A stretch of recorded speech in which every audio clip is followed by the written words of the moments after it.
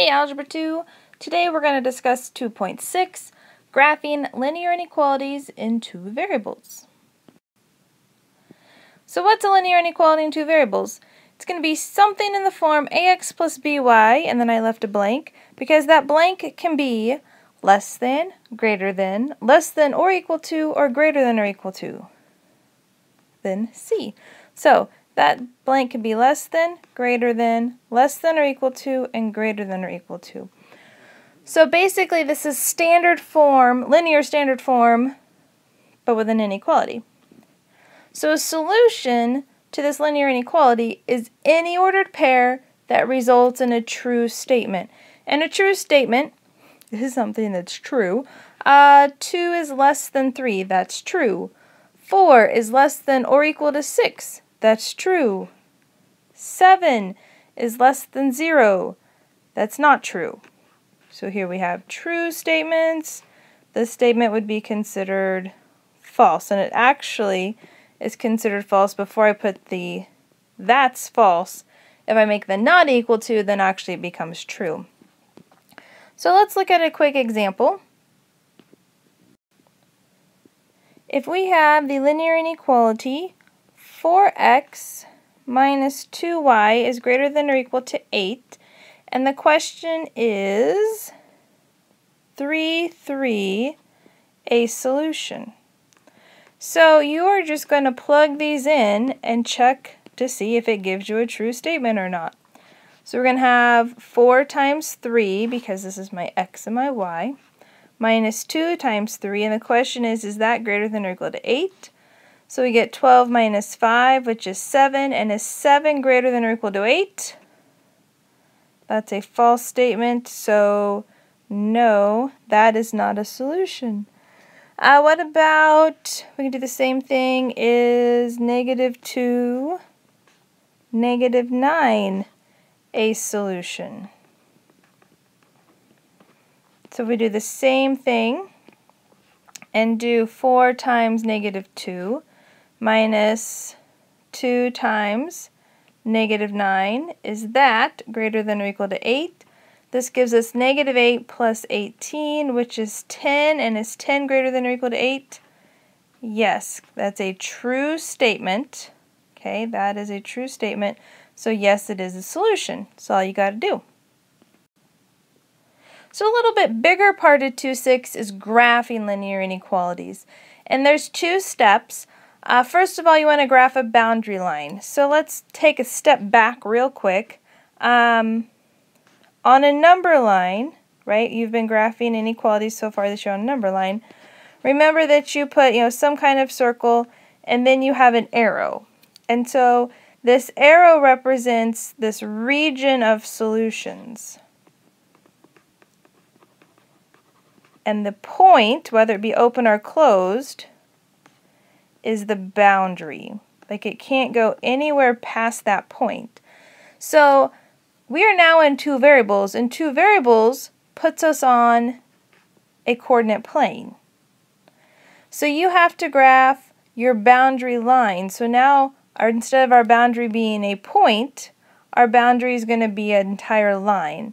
Okay, you can graph it from slope-intercept form, you can graph it from standard form using your intercepts, you can graph it from a table.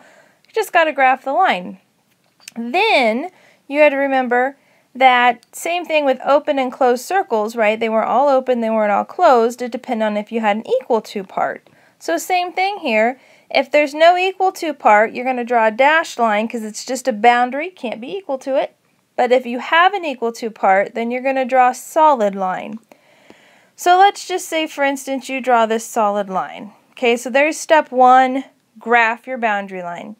Then step 2 is to decide which side of the boundary line you're going to shade.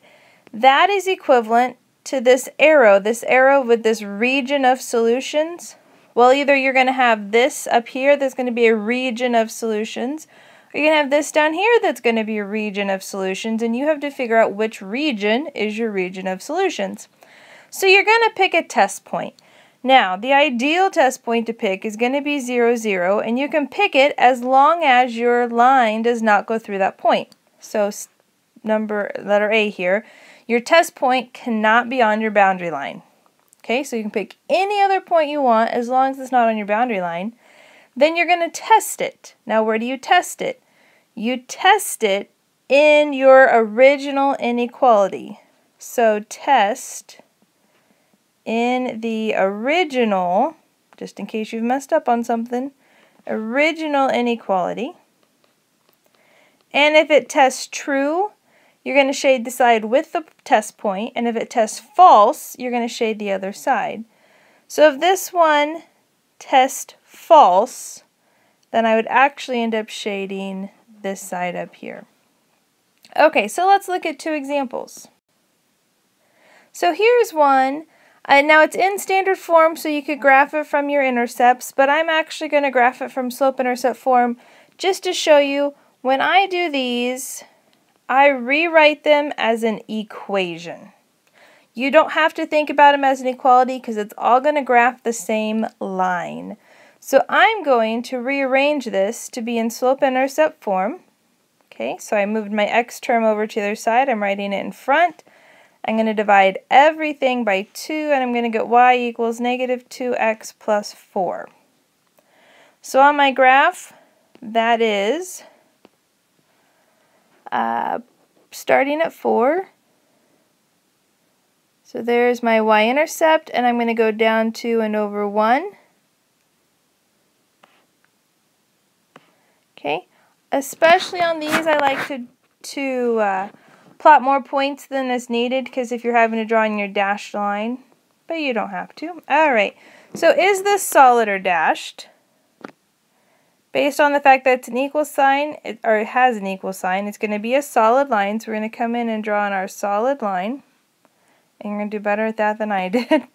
And then we need to shade, and so you're going to pick a test point. So if I pick 0, 0 as my test point, I am then going to test 0, 0 in my original inequality. So that's going to be 4 times 0 plus 2 times 0. And the question is that greater than or equal to 8?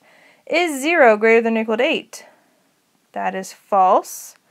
And so we are going to shade the other side. And you kind of do that lightly with your pencil there. We're going to shade the other side. That's it. Excuse me. That's it. Now, what this represents, every point over here, all of these points, forever and ever out here, they are solutions to this inequality. They all work in that inequality. One more example for you. So just horizontal and vertical lines, so obviously you can just graph them without having to put them in a certain form if they're already either y equals or x equals. So y equals 2 is the horizontal line where every single y value is 2. So there's my line. And it's solid, right? Because it has the equal to part, so I drew it solid. And then to shade, you just want to shade the y's that are greater than 2. The y's that are greater than 2, like right here. Done. How easy was that? Those are the y's that are greater than 2.